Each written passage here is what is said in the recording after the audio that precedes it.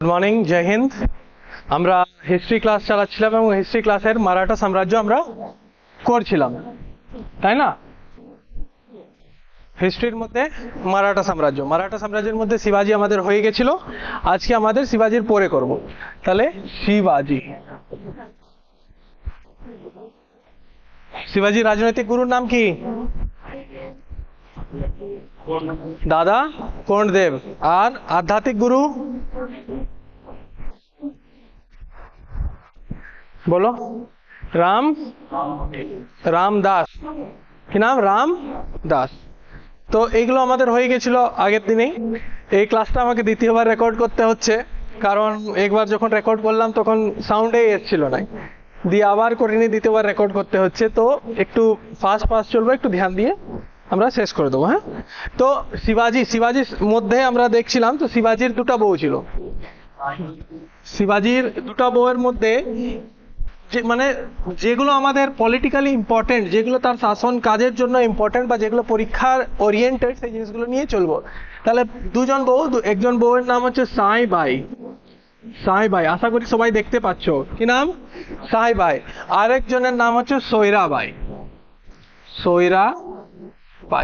একজন সাঁইবাই, একজন সৈরাবাই। তাহলে দুজন বউয়ের নাম মনে রাখবো, একজন সাঁইবাই, একজন সৈরাবাই। বাংলায় লিখছি নাই, ইংলিশে লিখে দিচ্ছি, একটু অ্যাডজাস্ট করে নেবে। ওকে, সাঁইবাই, সৈরাবাই। কি নাম? সাঁইবাই, সৈরাবাই। তাহলে শিবাজির দুটো বউ কি কি? সাঁইবাই।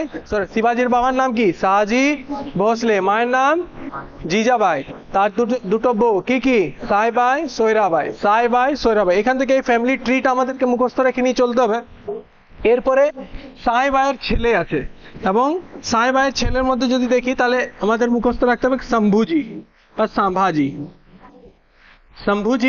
বা সাম্ভাজি, যেটা ইম্পর্টেন্ট। পরীক্ষা জিজ্ঞেস করবে যে শিবাজির ছেলের নাম কি, তাহলে সাম্ভাজি বা শম্ভুজি। কোন বউ থেকে? সাঁইবাই থেকে। কে হয়? শম্ভুজির ছেলের নাম কি জিজ্ঞেস করে দিবে? শম্ভুজির ছেলের নাম হচ্ছে সাহুজি। কি নাম? সাহুজি। তাহলে শম্ভুজির ছেলের নাম সাহুজি। মনে রাখবো দুটা বউ, শিবাজির দুটা বউ, একটা সাঁইবাই, সৈরাবাই। সাঁইবাইয়ের ছেলের নাম সাম্ভাজি বা শম্ভুজি, আর শম্ভুজির ছেলের নাম হচ্ছে সাহুজি। এরপরে এদিকে সৈরাবাইয়ের ছেলের নাম হচ্ছে রাজারাম। কি নাম? রাজারাম। রাজারাম 1 বা রাজারাম শুধু করলেও হবে। তাহলে সৈরাবাইয়ের থেকে কে হয়?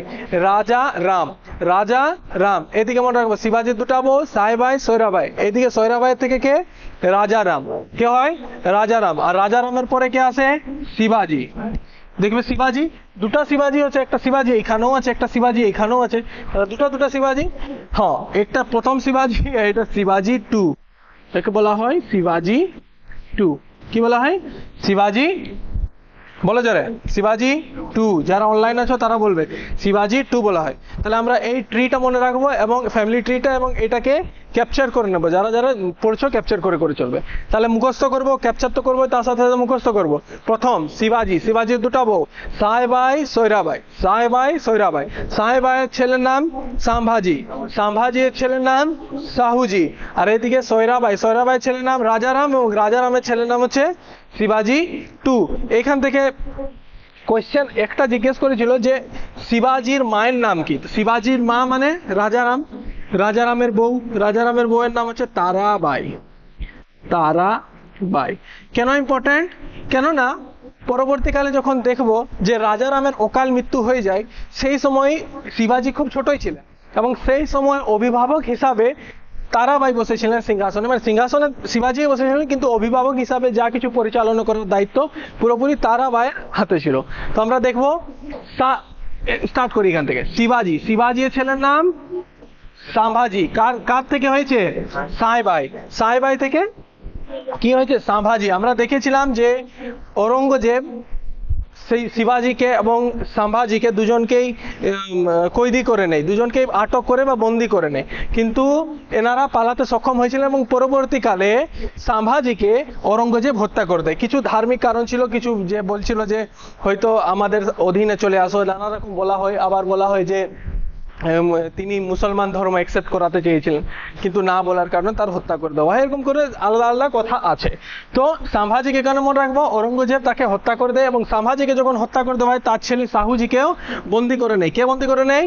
ঔরঙ্গজেব। কি নাম মনে রাখবো? ঔরঙ্গজেব। ঔরঙ্গজেবের এখান থেকে কোয়েশ্চেন আসে, কত সালে তার মৃত্যু হয়ে যায়? 1707 সালে ঔরঙ্গজেবের মৃত্যু হয়ে যায়। এই কোয়েশ্চেনটা ফ্রিকুয়েন্টলি আস্কড কোয়েশ্চেন বটে, বারবার কোয়েশ্চেন জিজ্ঞেস করা হয়েছে। কবে মৃত্যু হয়ে যায়? 1707 সালে ঔরঙ্গজেবের মৃত্যু হয়ে যায়। তাহলে মনে রাখবো সম্ভাজিকে হত্যা করে ঔরঙ্গজেব এবং শাহুজিকে বন্দি করে নেয়। ঠিক, তাহলে এইদিকে কে বাঁচলো? সৈরাবাইয়ের ছেলেকে রাজারাম। তো রাজারাম সিংহাসনে বসে এবং রাজারাম সিংহাসন শাসন কার্য যা কিছু আছে চালাতে শুরু করে। তারাবাই তার বউ ছিল। শাসন কার্য চালাতে চালাতে হঠাৎ অকাল মৃত্যু হয়ে যায় তার, মানে তার বয়স ছিল না কিন্তু তার মৃত্যু হয়ে যায়। তখন তাকে সিংহাসনে শিবাজি টু কে বসতে হয়। শিবাজি টু। কাকে? শিবাজি টু। দ্বিতীয় শিবাজি যখন সিংহাসনে বসে খুব ছোট ছিলেন এবং তারাবাই তার শাসনভার সামলানোর দায়িত্ব ছিলেন, অভিভাবক হিসাবে কাজ করছিলেন। তখন এই মাঝে ঔরঙ্গজেবেরও মৃত্যু হয়ে যায়। কার? ঔরঙ্গজেব। ঔরঙ্গজেব আমরা যখন পোস্ট মুঘল সাম্রাজ্য দেখেছি, মুঘল সাম্রাজ্যের পরবর্তী মুঘল শাসক, ঔরঙ্গজেবের পরে কে আসে? বাহাদুর শাহ। কি নাম? বাহাদুর শাহ। বাহাদুর শাহ প্রথম, কিন্তু বাহাদুর শাহ দ্বিতীয় নয়। বাহাদুর শাহ দ্বিতীয়কে আমরা দেখবো কখন? 1857 মহাবিদ্রোহে বাহাদুর শাহ দ্বিতীয়কে নেতৃত্ব দিতে দেখবো, কিন্তু এটা বাহাদুর শাহ কত বটে? প্রথম। বাহাদুর শাহ প্রথম বুদ্ধি লাগায় যে শাহুজি তো আমার জেলের মধ্যেই বন্দি আছে, ই কি করে? শাহুজিকে ছাড়ে দেয়। কে? বাহাদুর শাহ। যেমনি শাহুজিকে ছাড়ে দেয়, ই গিয়ে নিয়ে ডাইরেক্ট সিংহাসনে দাবি করতে শুরু করে যে না, আমি বড় ভাই বটি, আমাকে সিংহাসন দিতে হবে শাহুজির কাছে। শাহুজির সাথে একটা লড়াই হয় এবং লড়াই হারে যায় শিবাজি। শাহুজি এবং শিবাজির মধ্যে, শিবাজি টু কিন্তু, শাহুজি এবং শিবাজি টু এর মধ্যে লড়াই হয়, ঘরের মধ্যে একটা ছোট মোটো দ্বন্দ্ব হয়, সেটা হারে গিয়ে নিয়ে শেষ পর্যন্ত সিংহাসনে বসেন শাহুজি। ক্লিয়ার? এরপরে শাহুজির স্টোরি চলে। এত দূরে যে স্টোরিটা যেখান থেকে কোয়েশ্চেন রিলেভেন্ট সেটা জিজ্ঞেস করে দেই। প্রশ্ন জিজ্ঞেস করে দিবে শিবাজির দুটো বউয়ের মধ্যে কে কে দুটো বউ ছিল, জিজ্ঞেস করে দেবে। সাহেবাই, সৈরাবাই। এছাড়াও ইতিহাসে অনেক ক্ষেত্রে অনেক পাওয়া যায়, কিন্তু যেগুলো পলিটিক্যাল ইম্পর্টেন্ট সেগুলো আমরা মনে রাখবো। সাহেবাই, সৈরাবাই। সাহেবাই ছেলের নাম জিজ্ঞেস করে দিবে সম্ভাজি, আর সৈরাবাই ছেলের নাম রাজারাম। আর এইদিকে জিজ্ঞেস করে দেবে যে সম্ভাজি ছেলের নাম কি? শাহুজি। প্রশ্ন জিজ্ঞেস করবে শাহুজি কাকে হারিয়ে যুদ্ধে হারিয়ে নিয়ে সিংহাসনে বসেন? শিবাজি টু কে হারিয়ে নিয়ে সিংহাসনে বসেন। প্রশ্ন জিজ্ঞেস করে দেবে রাজা রামের মৃত্যুর পর কে সিংহাসন সামাল দেয়? শিবাজি টু সামাল দেয়। অভিভাবক রূপে কাজ করে? রাজা রামের বউ তারাবাই সিংহাসন কাজ করে। এরপরে শাহুজির থেকে স্টার্ট শুরু হয়ে যায়। প্রশ্ন জিজ্ঞেস করে দেবে শাহুজিকে কে জেল থেকে ছাড়ে দেয়? বাহাদুর শাহ। কোন মুঘল শাসক? প্রথম বাহাদুর শাহ। প্রশ্ন জিজ্ঞেস করবে ঔরঙ্গজেবের মৃত্যু কবে হয়? 1707 সালে। এত ধরনের কোয়েশ্চেন হতে পারে। ক্লিয়ার? ক্যাপচার করো। নেক্সট চলি। নেক্সট,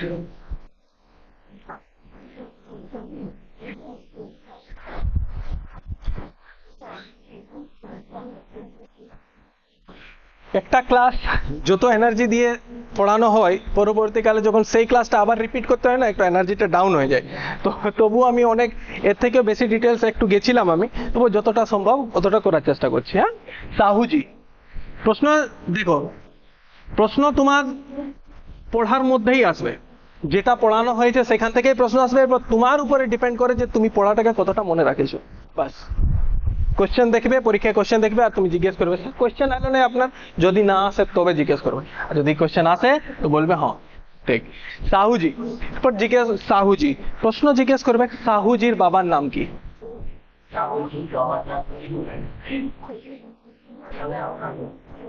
ধ্যান দাও, এখনই ভুলছো।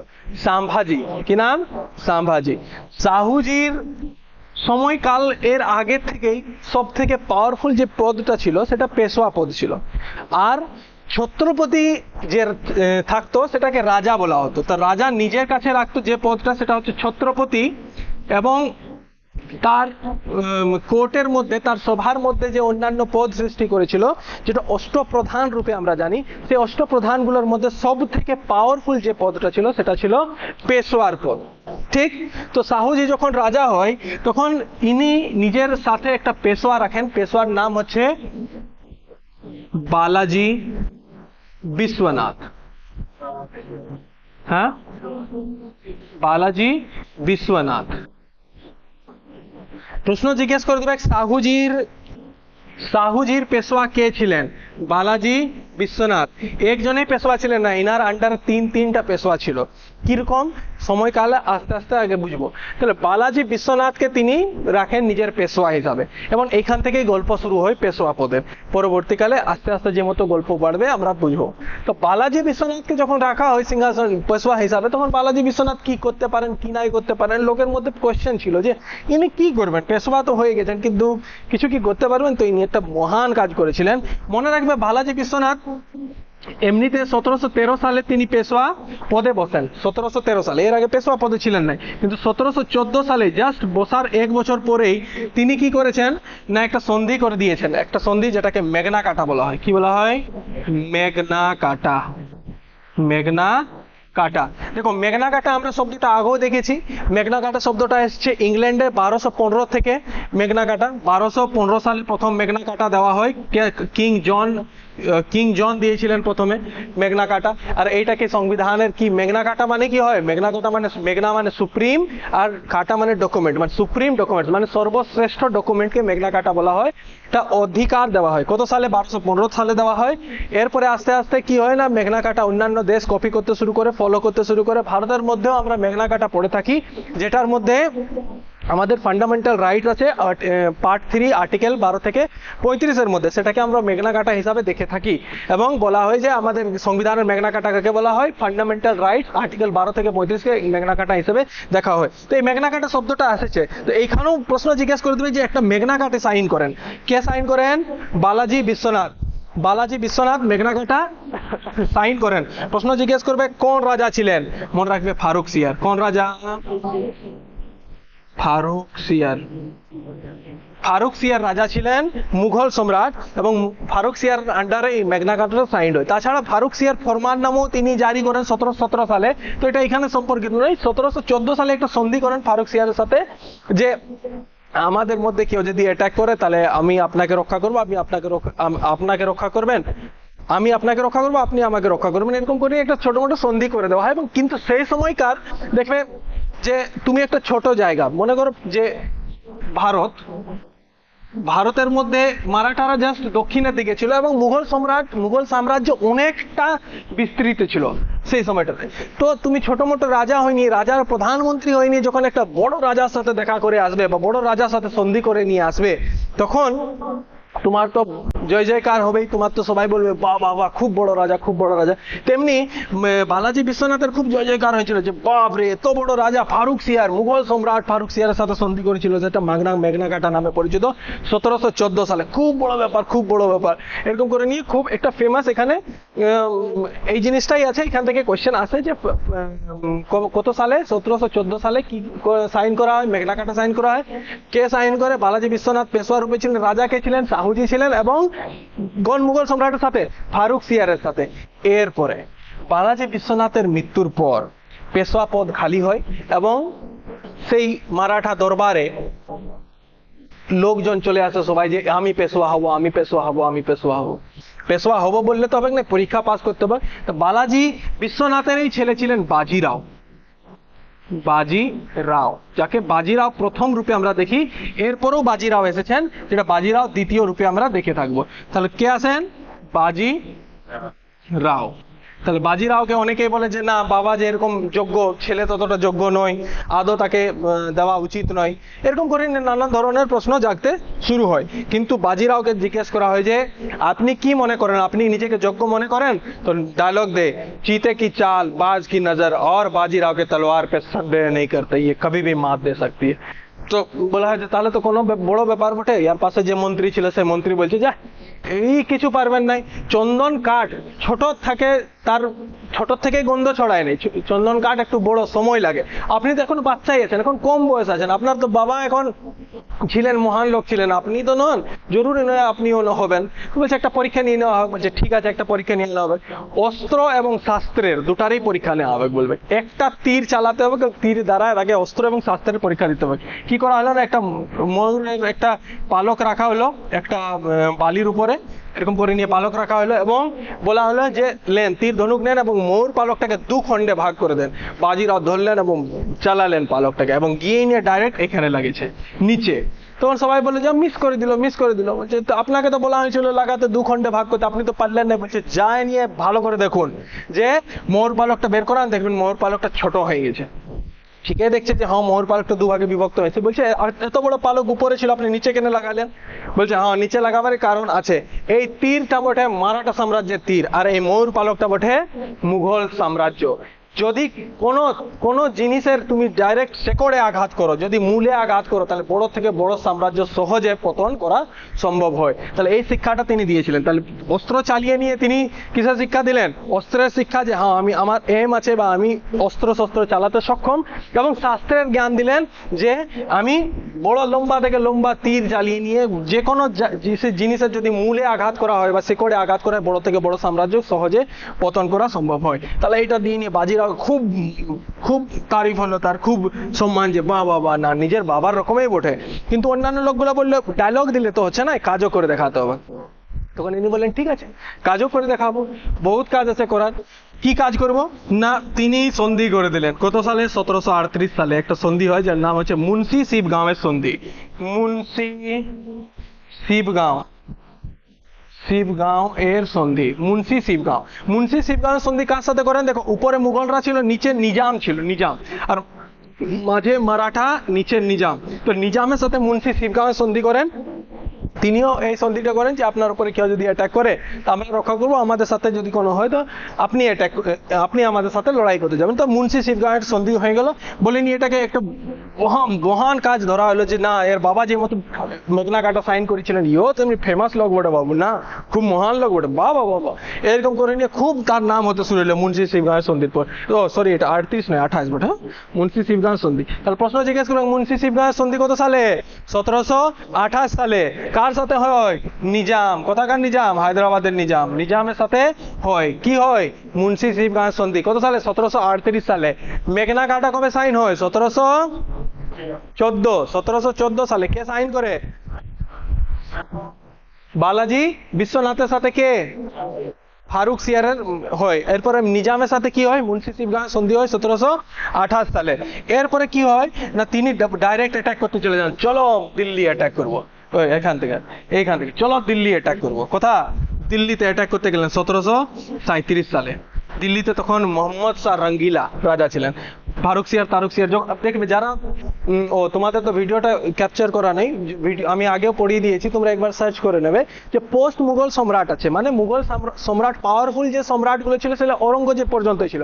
ঔরঙ্গজেবের পরেও আরো শাসক আছে, বাহাদুর শাহ, জাহানদার শাহ, মোহাম্মদ শাহ, এরকম করে নিয়ে আর অনেকগুলো সম্রাট আছে। সেগুলোর মধ্যে এরপরে তো কে আছে? মোহাম্মদ শাহ বা মোহাম্মদ শাহ নামে, ইয়াকে বলা হয় মোহাম্মদ শাহ রঙ্গিলা।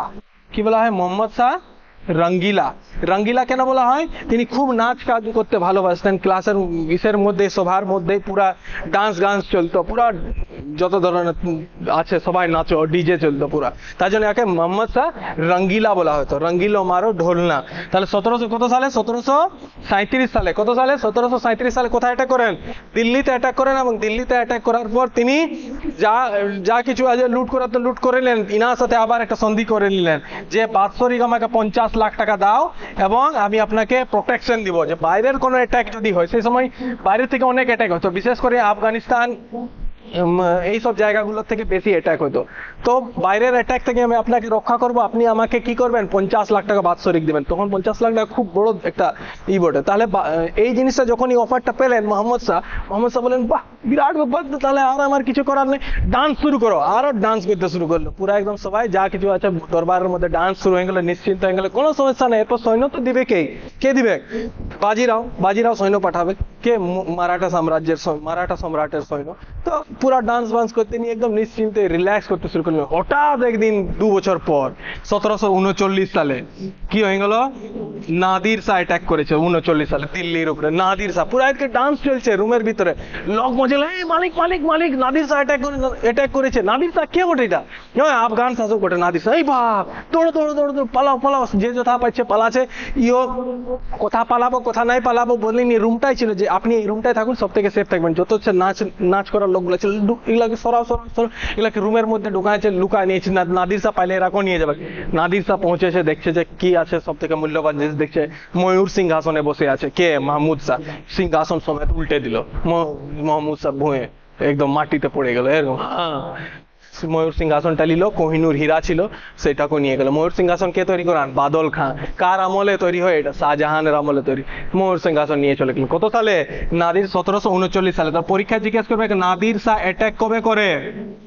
1739 সালে। কি অ্যাটাক করে? কোথায় অ্যাটাক করে? দিল্লিতে অ্যাটাক করে। কি নিয়ে যায়? ময়ূর সিংহাসন নিয়ে যায়। ময়ূর সিংহাসনের মধ্যে কি ছিল? কোহিনূর হীরা ছিল। দেখো এটা বারবার আমাদেরকে পড়তে হচ্ছে। যখন আমরা নাদির শাহ আলাদা করে নিয়ে ময়ূর সিংহাসন যখন পড়েছিলাম আমরা শাহজাহান, সেই টাইমে আমরা নাদির শাহকে পড়লাম। আবার আমরা পরবর্তীকালে নাদির শাহের অ্যাটাক পড়লাম আলাদা করে নিয়ে, আবার করে নিয়ে আমাদেরকে যখন মারাঠা সাম্রাজ্য পড়ছি সেই সময় আমাদেরকে নাদির শাহের অ্যাটাক পড়তে হচ্ছে, যে মোহাম্মদ শাহ রঙ্গিলা সে সময় সম্রাট ছিলেন এবং নাদির শাহের অ্যাটাক হয় এবং নাদির শাহ অ্যাটাক করে নিয়ে সবকিছু নিয়ে যায়। মাহমুদ শাহ রঙ্গিলার হঠাৎ মনে পড়লো, এই বাপ, মারাঠা সাম্রাজ্য তো আমাকে বলেছিল যে আমাকে সাহায্য করবে, আমার পাশে তো কোনো সৈন্য নেই, ডাকো পায়রাকে ধরে নিয়ে চিঠি বাঁধে নিয়ে যা পায়রা যা উড় উড় করে নিয়ে পায়রাকে পাঠাচ্ছে। পায়রা তো যাচ্ছেই নেই, তো পায়রা পৌঁছিল না নাই পৌঁছিল কোনো ঠিক নাই। কবুতর যা যা যা করে নিয়ে কোনো লাভ হলো নাই। শেষ পর্যন্ত মারাঠা সাম্রাজ্য কেউ তাকে হেল্প করতে এলো না। বাজিরাও আসলো না হেল্প করতে। পরে জিজ্ঞেস করলেন, বাজিরাও আসেনি, দেখছে কি হলো মহারাজ আপনার?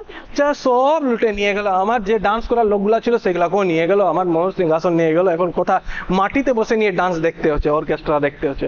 তখন জিজ্ঞেস করছে যে আপনি এলেন নাই কেন? বাজিরাও, আপনাকে তো আমি চিঠি পাঠাচ্ছি। চিঠি পাঠাইছিলেন? আমার কাছে পৌঁছে নেই চিঠি, তো পৌঁছে নেই, পায়রা তো যাইছিল। এরপর দেখো, তোমার শাসন করার থেকে সব থেকে আগে নিজের সাম্রাজ্যকে বাঁচাতে হবে। তুমি অন্যকে হেল্প করতে গিয়ে নিয়ে নিজের সাম্রাজ্য যদি ধ্বংস হয়ে যায় তাহলে ফের আছে। এটাও একটা রণনীতির একটা ভাগ ছিল যে বাজিরাও পাঠালেন নাই, হয়তো তার কাছে পৌঁছেছিল কি পৌঁছে নাই খবরটা ওটা তো জানা হয়নি, কিন্তু তার বলা হয় যে রাজনৈতিক কারণে বা নিজের সাম্রাজ্যকে বাঁচানোর জন্য কেউ নাদির শাহ যে অ্যাটাক করছে, নাদির শাহ একটা বিরাট বিরাট শাসক ছিলেন, বিরাট শাসক বলবো না, বিরাট অ্যাটাকার ছিলেন। তিনি যেখানে অ্যাটাক করতেন মানে সেই জায়গাগুলো পুরো লুট করে নিয়ে যেতেন। শাসন করার এদের কোনো চিন্তা ধারণা ছিল। তাহলে কত সালে? 1739 সালে তিনি অ্যাটাক করেন। এখান থেকে বেশি ইম্পর্টেন্ট নাই, এই জিনিসগুলো ইম্পর্টেন্ট আছে। তাহলে প্রশ্ন জিজ্ঞেস করবো যে বালাজি বিশ্বনাথের ছেলের নাম কি? বাজিরাও প্রথম। বাজিরাও প্রথম কি সন্ধি করেন? 1728 সালে কি সন্ধি? মুন্সি শিবগাঁওয়ের সন্ধি করে। কার সাথে সন্ধি করে? নিজামের সাথে সন্ধি করে। তারপর 1737 সালে কোথায় অ্যাটাক? দিল্লি অ্যাটাক। সন্ধি হয়। তারপর 1739 সালে কে অ্যাটাক? নাদির শাহ অ্যাটাক করে এবং মারাঠা সাম্রাজ্যের কেউ হেল্প করতে আসে নাই। ক্লিয়ার? এত দূর লিখো।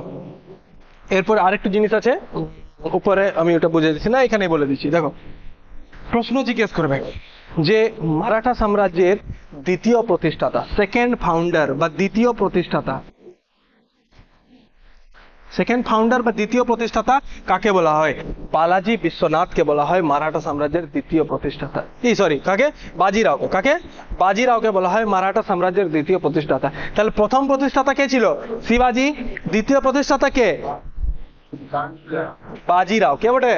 বাজিরাও বটে মারাঠা সাম্রাজ্যের দ্বিতীয় প্রতিষ্ঠাতা। তাছাড়া আরেকবার কোশ্চেন এসে গেছিল যে নেপোলিয়ন, মারাঠা সাম্রাজ্যের নেপোলিয়ন, মারাঠা সাম্রাজ্যের নেপোলিয়ন, নেপোলিয়ন কাকে বলা হয়? মারাঠা সাম্রাজ্যের নেপোলিয়ন কাকে বলা হয়?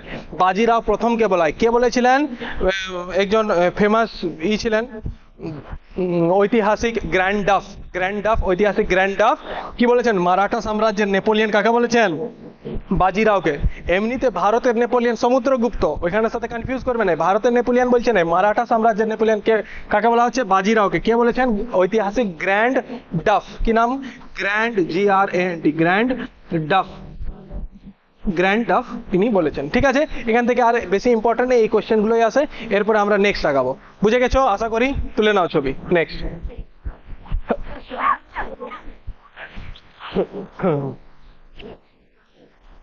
চলো,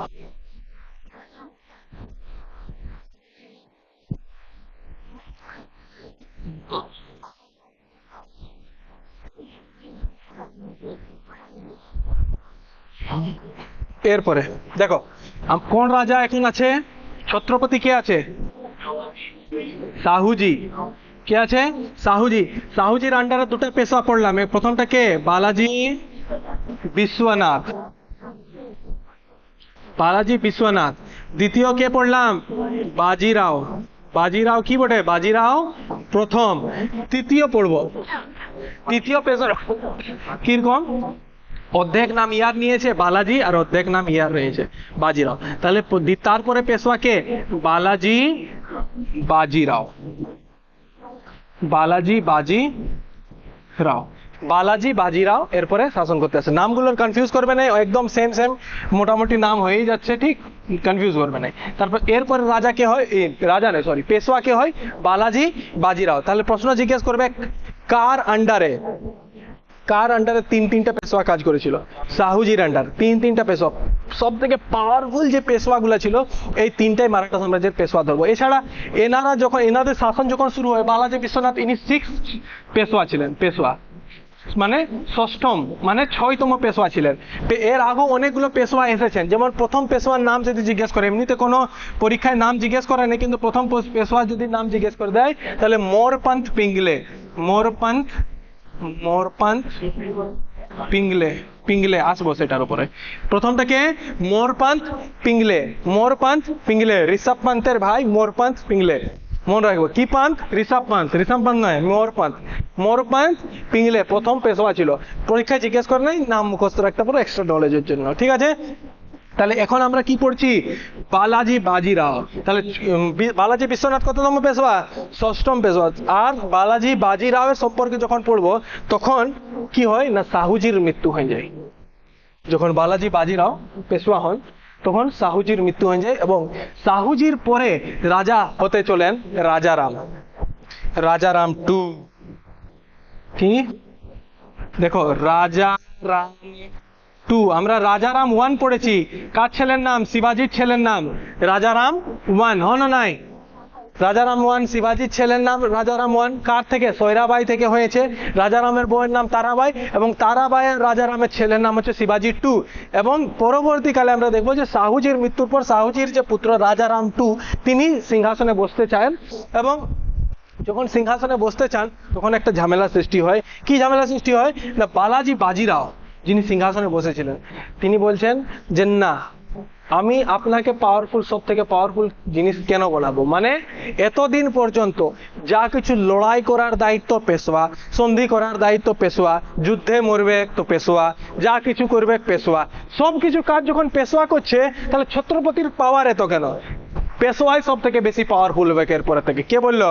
বালাজি বাজিরাও। তাহলে কোন সময় থেকে? বালাজি বাজিরাওয়ের সময় থেকে সব থেকে পাওয়ারফুল কি হলো? পেশোয়া। কোন পদটা? পেশোয়া পদটা সব থেকে বেশি পাওয়ারফুল হয়ে গেল। আর কম পাওয়ারফুল হয়ে গেল কোন পদটা? ছত্রপতি। তাহলে রাজাই হয়ে গেল সব থেকে কম পাওয়ারফুল, প্রধানমন্ত্রী বেশি পাওয়ারফুল। আমাদের দেশের মধ্যে যেমন রাষ্ট্রপতি বড় পদ বটে, কিন্তু পাওয়ার সব থেকে বেশি কার? প্রধানমন্ত্রীর। ঠিক তেমনি এখানে পেশোয়া হয়ে গেল সব থেকে বেশি পাওয়ারফুল। কার সময় থেকে? বালাজি বাজিরাওয়ের সময় থেকে। এখান থেকে আরেকটা কোশ্চেন জিজ্ঞেস করে, নানা সাহেব কার ডাক নাম? তাহলে এখানে মনে রাখবো নানা সাহেব নামও তাকে ডাকা হয়। কাকে? বালাজি বাজিরাওকে। কি সাহেব? নানা সাহেব। প্রশ্ন জিজ্ঞেস করবে নানা সাহেব কাকে ডাকা হয়? বালাজি বাজিরাওকে। প্রশ্ন একটু যদি ভিতরে ঢুকে নিয়ে জিজ্ঞেস করে, যে প্রশ্ন জিজ্ঞেস করবে যে সাঙ্গোলার সন্ধি বা ট্রিটি অফ সাঙ্গোলা কত সালে হয়? 1750 সালে হয়। 1750 সালে। এইটার ফলে কি হয় ট্রিটি অফ সাঙ্গোলার সাথে? না, পেশোয়ার পদটা বেশি পাওয়ারফুল হয় এবং প্রধানমন্ত্রীর যে ছত্রপতি পদটা সেটা কম পাওয়ারফুল হয়ে যায়, তার কাছে কোনো পাওয়ার থাকে না। তাহলে বেশি পাওয়ারফুল কোন সময় থেকে হয়? বালাজি বাজিরাওয়ের সময় থেকে হয়। ক্লিয়ার? প্রশ্ন জিজ্ঞেস করবে কার সাথে সাঙ্গোলার সন্ধি হয়েছিল? প্রশ্ন জিজ্ঞেস করবে কার সাথে? রাজারাম। কার নাম? রাজারাম। প্রথম না দ্বিতীয়? দ্বিতীয়। রাজারাম দ্বিতীয় সাথে কার হয়? বালাজি বাজিরাও। বালাজি বাজিরাও, BBR মনে রাখবে, এত বড় নাম লেখার দরকার নেই।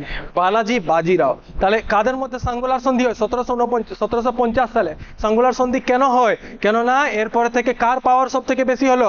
পেশোয়ার। আর কার পাওয়ার সব থেকে কম হলো? ছত্রপতির, মনে রাখবে 1749 সালে ইনার মৃত্যু হয়ে যায়, 1749 সালে, হ্যাঁ 1749 সালে মৃত্যু হয়ে যায় এবং 1750 সালে সাঙ্গুলার সন্ধি হয়ে যায়। ক্লিয়ার? এত দূর ক্লিয়ার? এরপরে কি হয়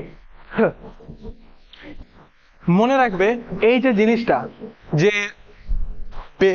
একদিন পেশোয়া বেশি পাওয়ারফুল হয়ে যাবে এবং ছত্রপতিকে দাবাবার চেষ্টা করবে, এই জিনিসটা শাহুজি আগেই বুঝতে পারেছিলেন। তার জন্য শাহুজি নিজের সাম্রাজ্যকে ভাগ করে দিয়েছিলেন আগেই, যে একজনের হাতেই বা পেশোয়ার হাতেই বা যার কারোর হাতেই পুরো পাওয়ারটা ন্যস্ত করেননি। যেমন আমাদের যদি আমরা দেখি যে আমাদের সৈন্যবাহিনী, ইন্ডিয়ান আর্মি, যেমন এয়ারফোর্স, ইন্ডিয়ান নেভি আর ইন্ডিয়ান আর্মি, তিনটারই একই লোকের হাতে পাওয়ার থাকে নাই, ঠিক আলাদা আলাদা পাওয়ার ন্যস্ত থাকে। ইন্ডিয়ান আর্মির হেড আলাদা হবে, নেভির হেড আলাদা হবে, এয়ারফোর্সের হেড আলাদা হবে, সেই তিনটার আবার হেড আলাদা হবে, আর তিনটার আবার হেডকে প্রেসিডেন্ট থাকবেন উপরে, সব থেকে উপরে প্রেসিডেন্টের আদেশ হিসাবে কোনো আদেশ ছাড়া কিছু হবে না, ঠিক আছে? তো ঠিক তেমনি তিনি কি করেন না, আলাদা আলাদা ভাগ করে দেন, সবাইকে একটা পাওয়ারে দিয়ে দেন নাই। তিনি এইখানে ছিল গোয়ালিয়র, কি নাম? গোয়ালিয়র, জি দিয়ে মনে রাখবে গোয়ালিয়র। গোয়ালিয়র অংশটা কাউকে আলাদা করে দেন। এখানে ছিল গুজরাট, গুজরাটের অংশটা কাউকে আলাদা দিয়ে দেন। এখানে ছিল ইন্দোর, ইন্দোরের অংশটা আলাদা দিয়ে দেন। এখানে ছিল পুনে, পুনের অংশটা আলাদা দিয়ে দেন। এখানে নাগপুর ছিল, নাগপুরের অংশটা আলাদা করে দেন, ঠিক আছে? তাহলে আলাদা আলাদা লোককে আলাদা আলাদা পাওয়ার দিয়েছিলেন। এখান থেকে আমরা যদি ইউপিএসসি লিখতে যাই বা ডাব্লিউবিসিএস এর মধ্যে যদি মেন্স লিখতে হয়, তাহলে আমাদেরকে এটা অবশ্যই জানা দরকার। দেখো, টেনশন নিব না, মুখস্থ করানোর দায়িত্ব আমার, আমি চলছি একদম আমার সাথে সাথে। চলো, প্রশ্ন জিজ্ঞেস করবে যে পুনেতে কার পাওয়ার দেওয়া হয়েছিল? পুনের যে পাওয়ার সেটা পেশোয়ার হাতে দেওয়া হয়েছিল। কার হাতে? পেশোয়া। তাহলে পি দিয়ে পুনে, পি দিয়ে পেশোয়া, মনে রাখবে না? পি দিয়ে পুনে, পি দিয়ে পেশোয়া, পি দিয়ে পুনে, পি দিয়ে পেশোয়া। নাগপুরের পাওয়ার ছিল ভোসলের কাছে। কার কাছে? ভোসলে। কোন ভোসলে? আশা ভোসলে না, আশা ভোসলে নয়, ভোসলে একটা টাইটেল বটে যেটা মহারাষ্ট্রের মধ্যে থাকে। তাহলে নাগপুরের পাওয়ার কাকে দেওয়া হয়েছিল? ভোসলে। কাকে? ভোসলে। তাহলে পুনের পাওয়ার কাকে? পেশোয়া। নাগপুরের পাওয়ার কাকে? ভোসলেকে। ইন্দোরের পাওয়ার কাকে দেওয়া হয়? হোলকার। যখন ইন্দোরের মধ্যে যাবে তাহলে হোলকার স্টেডিয়াম তুমি দেখতে পাবে। যারা হয়তো দেখতে পাচ্ছ না, একটু এটা কোয়ালিটিতে বাড়াবে, একটু জুম করে নেবে বা বলে চলছি, সেই সময় নোটস বানিয়ে নেবে, হ্যাঁ? তাহলে পেশোয়াটাকে, পুনের পদটাকে সামাল দিচ্ছিল পেশোয়া। নাগপুরের পদ কে ছিল? বড় জোরে বলো, ক্যামেরা যারা আছে জোরে বলো, আমি যেমন শুনতে পাই। ক্যামেরার ওই দিক থেকে এত চিৎকার করে যেন আমি শুনতে পাই। নাগপুরের পদটা কে ছিল? ভোসলে। আর ইন্দোরের পদটা কে ছিল? হোলকার। গুজরাটের পদটা ছিল গায়কওয়াড়। গায়কওয়াড়। কোন গায়কওয়াড়? ঋতুরাজ গায়কওয়াড়। কোন গায়কওয়াড়? না, ঋতুরাজ গায়কওয়াড় না, চেন্নাই গায়কওয়াড় জাস্ট ম্যাচ করে নিয়েছিল। ঋতুরাজ গায়কওয়াড় নেই, গায়কওয়াড় একটা টাইটেল হয় গুজরাটের মধ্যে। তাহলে গুজরাতের সামাল দিচ্ছিল কে? গায়কওয়াড়। জি দিয়ে গুজরাট, জি দিয়ে গায়কওয়াড়, জি দিয়ে গুজরাট, জি দিয়ে গায়কওয়াড়। তাহলে প্রশ্ন জিজ্ঞেস করবে নাগপুরের কে সামাল দিচ্ছিল? ভোসলে। তারপরে প্রশ্ন জিজ্ঞেস করবে পুনের কে সামাল দিচ্ছিল? পেশোয়া। পি দিয়ে পুনে, পি দিয়ে পেশোয়া। ইন্দোরের মধ্যে কি আছে? হোলকার আছে। কোন সাম্রাজ্য? হোলকার। তাহলে হোলকার স্টেডিয়াম আছে, হোলকার স্টেডিয়াম থেকে মনে রাখবো যে ইন্দোরের যে সামলানোর দায়িত্ব তাকে হোলকারকে দেওয়া হয়েছিল। এবং গোয়ালিয়রের মধ্যে সিন্ধিয়া, যেগুলো সিন্ধিয়া জাতি, সিন্ধিয়াকে দেওয়া হয়েছিল সামাল দিতে। কাকে? কোথায়? গোয়ালিয়রের মধ্যে। প্রশ্ন জিজ্ঞেস করবে 1857 যখন মহাবিদ্রোহ হয় ইংরেজদের কাছে, ইংরেজদেরকে সব থেকে বেশি সাপোর্ট কে করে? এই সিন্ধিয়া বংশ করেছিল সব থেকে বেশি সাপোর্ট। ইউপিএসসির কোশ্চেন বটে। কবে 1857 মধ্যে যে মহাবিদ্রোহ হয়, সেই মহাবিদ্রোহের মধ্যে সব থেকে বেশি সাপোর্ট কে করে? গোয়ালিয়রের সিন্ধিয়া বংশ ইংরেজদেরকে সাপোর্ট করেছিল। ক্লিয়ার? তাহলে প্রশ্ন জিজ্ঞেস করবে শাহুজি নিজের পরগনাকে, নিজের সাম্রাজ্য কটা ভাগে ভাগ করে দেন? 5টা ভাগে ভাগ করে দেন। মেন পার্টগুলোকে কটা ভাগে? 5টা ভাগে। কি কি? গোয়ালিয়র, বলো চলে, ইন্দোর, নাগপুর, পুনে আর গুজরাট। মনে রাখবে পুনের শাসন কার? পেশোয়া। নাগপুরের শাসক কার? ভোসলে। ইন্দোরের শাসক কার? হোলকার। ইন্দোরের মধ্যে হোলকার স্টেডিয়াম আছে, ইন্দোর হোলকার। গুজরাটেরটা কে বটে? গায়কওয়াড়। গুজরাটের গায়কওয়াড়। আর গোয়ালিয়রের কে বটে? সিন্ধিয়া। গুজরাটের সিন্ধিয়া। মনে রাখবো। এতটা ক্লিয়ার? নেক্সট, এরপর থেকে এখান থেকে আরেকটা প্রশ্ন জিজ্ঞেস করে, সব থেকে ইম্পর্টেন্ট লড়াই 1761 সালে পানিপথের তৃতীয় লড়াই, থার্ড ওয়ার অফ পানিপথ। কত যুদ্ধ? কত নম্বর? পানিপথ। পানিপথের তৃতীয় যুদ্ধ হয় 1761 সালে। প্রশ্ন জিজ্ঞেস হবে কার সাথে কার? এইদিকে কে ছিল? বাজিরাও, বাজিরাও পেশওয়া ছিল। আর রাজা কে ছিল? রাজারাম টু। আর ওইদিকে কে ছিল? এইদিকে মনে করো এটা ভারত, এটা ভারত। তো এখানের মধ্যে এইখান থেকে অ্যাটাক করতে শুরু করে আফগানিস্তান থেকে আফগান শাসক আহমদ শাহ আবদালি। কি নাম? আহমদ শাহ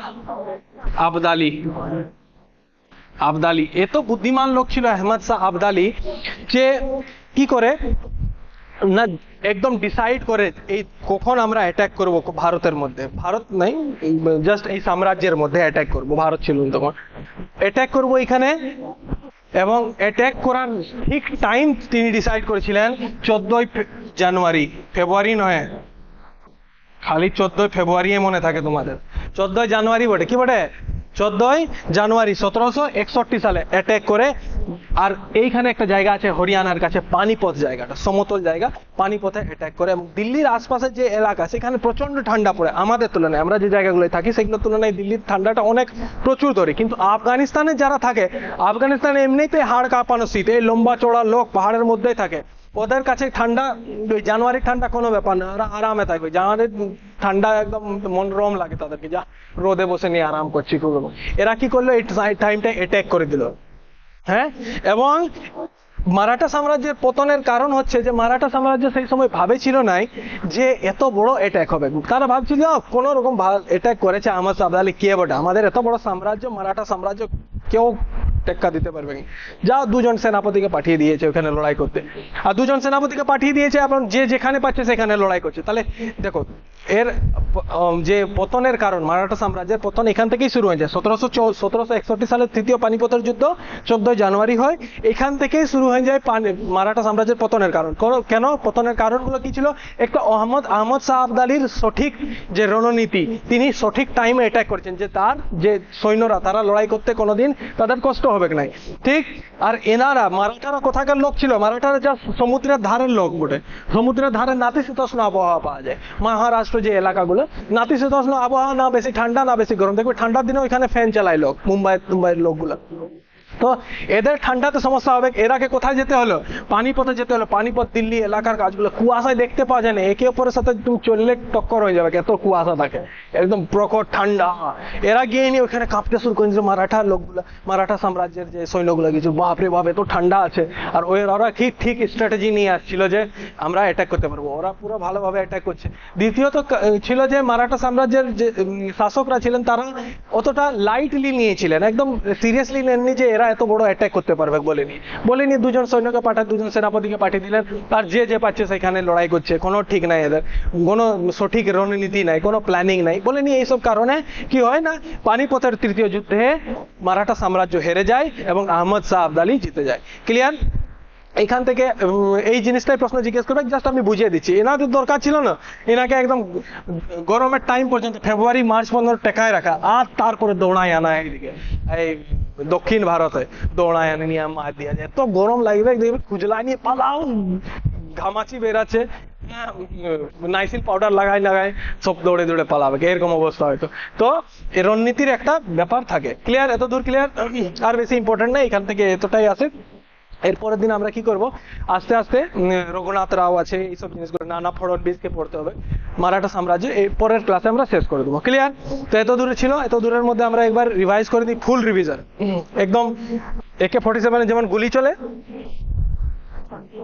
সেরকম রিভিশন হবে। ক্লিয়ার? তাহলে মনে রাখবো শিবাজির দুটা বউয়ের মধ্যে প্রথম সাহেবাই সোয়রাবাই ছেলের নাম হচ্ছে সাম্ভাজির ছেলের নাম হচ্ছে সাহুজি। সাম্ভাজিকে কি করে অরঙ্গজেব মেরে দেয় এবং সাহুজিকে বন্দি করে নেয়। এবং এইদিকে কি আছে? সোয়রাবাই ছেলের নাম রাজারাম, আর রাজারামের ছেলের নাম শিবাজি 2। এরপর রাজারামের বউয়ের নাম হচ্ছে তারাবাই। রাজারামের অকাল মৃত্যু হয়ে যাওয়ার পর তারাবাই সিংহাসন সামাল দেয় কার সাথে? শিবাজি 2 এর সাথে। এবং এইদিকে অরঙ্গজেবের 1707 সালে মৃত্যু হয়ে যায় এবং তারপরে সিংহাসনে বসেন বাহাদুর শাহ। এবং বাহাদুর শাহ সাহুজি যে বন্দী ছিলেন, বন্দি করে নিয়ে বন্দিটাকে ছাড়ে দেয় এবং গিয়ে নিয়ে লড়াই করে নেয় কার সাথে? শিবাজির সাথে লড়াই করে নিয়ে শিবাজি 2 হারে গেল এবং সাহুজি জিতে গেল, সিংহাসনে বসে গেল এবং সাহুজি নিজের সাথে পাওয়ারফুল পেশওয়া রাখতে শুরু করলো। প্রথম পেশওয়া নয়, ষষ্ঠম পেশওয়া যেটা ছিল সাম্রাজ্যের মধ্যে, ষষ্ঠম পেশওয়া সেটা হচ্ছে বালাজি বালাজি বিশ্বনাথকে সিংহাসনে পেশোয়া হিসাবে রাখলো, প্রধানমন্ত্রী হিসাবে। এবং বালাজি বিশ্বনাথ যখন বসেন তখন মেঘনা কাটা সাইন করেন ফারুক সিয়ার সাথে 1714 সালে। 1713 সালে তিনি পেশোয়া, 1714 সালে তিনি মেঘনা কাটা সাইন করেন। এবং তারপরে তার মৃত্যু হয়ে যাওয়ার পর বাজিরাও পেশোয়া হওয়ার জন্য দাবিদার ছিলেন এবং অনেক পরীক্ষা দিয়ে নিয়ে তিনি কি করলেন না, বা পেশোয়া পদটা নিলেন এবং তিনি খুব যোগ্য ছিলেন সেই পেশোয়া পদের জন্য। আর তারপর তিনি কি করেন, প্রথম সাংবল ইসার সন্ধি মুন্সি শিবগাঁওয়ের সন্ধি করেন নিজামের সাথে 1728 সালে। বললেন তারও সব জায়গায় পুরো নাম হতে শুরু হয়। তারপর 1737 সালে তিনি কোথায় দিল্লি অ্যাটাক করেন এবং সেখানে মোহাম্মদ শাহ রঙ্গিলার সাথে তিনি সন্ধি করে নেন এবং সন্ধির মধ্যে 50 লাখ টাকা বাৎসরিক নেওয়ার কথা বলেন এবং তাকে সৈনিক সাপোর্ট দেওয়ার কথা বলেন। 1739 সালে যখন নাদির শাহ অ্যাটাক হয় তখন মারাঠা সাম্রাজ্যের কোনো হেল্প পাওয়া যায়নি এবং নাদির শাহ অ্যাটাকের দ্বারা ময়ূর সিংহাসন এবং কোহিনূর হীরা বাইরের দেশে চলে যায়, নাদির শাহ নিয়ে চলে যায়। আর কি মনে রাখবো, বালাজি বিশ্বনাথকে বাজিরাও প্রথমকে দ্বিতীয় প্রতিষ্ঠাতা বলা হয় মারাঠা সাম্রাজ্যের। প্রথম প্রতিষ্ঠাতা হচ্ছে শিবাজি, দ্বিতীয় প্রতিষ্ঠাতা বাজিরাও প্রথম না দ্বিতীয়, বাজিরাও প্রথম। ঐতিহাসিক গ্র্যান্ড ডাফ বাজিরাওকে মারাঠা সাম্রাজ্যের নেপোলিয়ন বলেছেন। নেপোলিয়ন একটা মহান যোদ্ধা ছিলেন, যে নেপোলিয়নের সাথে তুলনা করে ইনাকে নেপোলিয়ন বলা হয়ে থাকে। তারপরে কে আসে, বালাজি বাজিরাও যখন সিংহাসনে বসেন তখন শাহুজির মৃত্যু হয়ে যায় 1749 সালে এবং 1750 সালে রাজারাম টু বলেন যে আমি হব এরপরে রাজা। তখন বালাজি বাজিরাও তার সাথে একটা সন্ধি করেন যে এরপরে ছত্রপতির কাছে বেশি পাওয়ার থাকবে না, সব বেশি পাওয়ারফুল থাকবে পেশোয়ার কাছে। এবং তিনি সেই সন্ধিটার নাম হচ্ছে মুন্সি শিবগাঁও, কি নাম, সাঙ্গেলার সন্ধি 1750 সালে। সন্ধিটার নাম কি, 1750 সালে তিনি একটা সন্ধি করেন, সেটার নাম হচ্ছে সাঙ্গেলার সন্ধি। সাঙ্গেলা সন্ধি কি হয়, সাঙ্গেলা বা সাঙ্গোলা বলা হয়ে থাকে। তো এই সন্ধিটা দ্বারা কি হয়, পেশোয়ার পাওয়ার খুব বেড়ে যায় এবং বেশিরভাগ পাওয়ারফুল পেশোয়া হয়ে দাঁড়ায়। এই সময়টাতে আর কি হয় না, আহমদ শাহ আবদালি অ্যাটাক করে। আহমদ শাহ আবদালি কত সালে অ্যাটাক করে, 1761 সালে। সেটা কি নামে পরিচিত, পানিপথের তৃতীয় যুদ্ধ নামে পরিচিত। এই যুদ্ধে কে হারে যায়, মারাঠা সাম্রাজ্য হেরে যায়, আহমদ শাহ আবদালি জিতে যায় এবং মারাঠা সাম্রাজ্য বুঝে যায়। ঐতিহাসিকরা বলেছেন যে এইখান থেকে কার সাম্রাজ্য থাকবে সেটা তো এখনো ক্লিয়ার হয়নি, কিন্তু এরপরে কার সাম্রাজ্য থাকবে না এটা ক্লিয়ার হয়ে গেছিল। কেননা এখানে এই সময় তিনটা জিনিস ছিল, একটা মারাঠা সাম্রাজ্য, একটা মুঘল সাম্রাজ্য, একটা ইংরেজ। তিনটা সাম্রাজ্য ছিল, তিনটা সাম্রাজ্য কে সিংহাসন কে সাম্রাজ্য চালাবে সেটার কনফিউশন ছিল। তাহলে মারাঠা সাম্রাজ্য তো 1761 সালে পানিপথের তৃতীয় যুদ্ধে হেরে গেল। 1764 হতে হতে তোমার মুঘলরাও হেরে যায় এবং বক্সারের যুদ্ধে। এবং তারপরে কি হয়, পাশে ইংরেজ। তাহলে এরপরে শাসন কে চালায়, ইংরেজ। তাহলে প্রশ্ন জিজ্ঞেস করে যে 1761 যুদ্ধ কি ডিসাইড করে, মেন্স যখন লিখবে তখন বলবে 1761 যুদ্ধ এটা ডিসাইড করেন যে পরবর্তী শাসন কার হবে, কিন্তু এইটা জরুর ডিসাইড করে দেয় যে কার শাসন হবে না। কার শাসন হবে না, মারাঠা সাম্রাজ্যের শাসন হবে না। শাহুজি এই ব্যাপারটা আগে বুঝে গেছিলেন এবং শাহুজি যে পেশোয়ার হাতে বেশি পাওয়ারফুল সব পাওয়ার চলে যাবে বলে নিয়ে জিনিসটা আগে বুঝে গেছিলেন এবং নিজের সাম্রাজ্যকে 5টি ভাগ করে দেন। কি কি, গোয়ালিয়র, গুজরাট, ইন্দোর, পুনে আর নাগপুর। গোয়ালিয়র যে পুনের পাওয়ারটা সব থেকে বেশি কার থাকে, পেশোয়ার কাছে থাকে। নাগপুরের ভোসলেকে দেওয়া হয়, ইন্দোরের হোলকারকে দেওয়া হয়, গুজরাটের গায়কওয়াড়কে দেওয়া হয় এবং গোয়ালিয়রের সিন্ধিয়াকে দেওয়া হয়। 1857 যুদ্ধে সিন্ধিয়ারা সব থেকে বেশি ইংরেজকে সাপোর্ট করেছিল। ঠিক আছে, আজকের ক্লাস এখানেই থাক। ভালোভাবে পড়ো, ভালোভাবে রিভাইজ করো, একদম তরতর করে নিয়ে একদম খাতার মধ্যে লিখে নিয়ে চোখ বন্ধ করলে যেমন সব রিভাইজ হয়েছে এরকম রিভাইজ করো। খুব ডিলে হয়ে গেল, অনেক দিন পর ক্লাস হচ্ছে, মোটামুটি 1 সপ্তাহ হয়ে গেল ক্লাস ছাড়ার। আস্তে আস্তে করে নিয়ে আমরা রেগুলার করবো। মাঝে কিছু কারণ ছিল, টেকনিক্যাল ইস্যু ছিল বলে নিয়ে আমরা ক্লাসটা সম্পূর্ণ করতে পারিনি। ক্লাস রেগুলার হবে, হয়তো বিলম্ব হবে 1-2 দিনের মধ্যে, টাইমের একটু সমস্যা হচ্ছে বলে নিয়ে। স্টে টিউন, ভালোভাবে দেখো, ফলো করো, রিভাইজ করো, পড়তে থাকো। আমরা খুব তাড়াতাড়ি দেখা করবো নেক্সট ক্লাসে। নেক্সট ক্লাস হয়তো পলিটি এবং হিস্ট্রিটাকে আমরা একসাথেই নিয়ে চলবো। হ্যাঁ, তো ভালোভাবে পড়ো ভাই বোন, যারা আছো, যারা দেখছো। আবার দেখা হবে। জয় হিন্দ।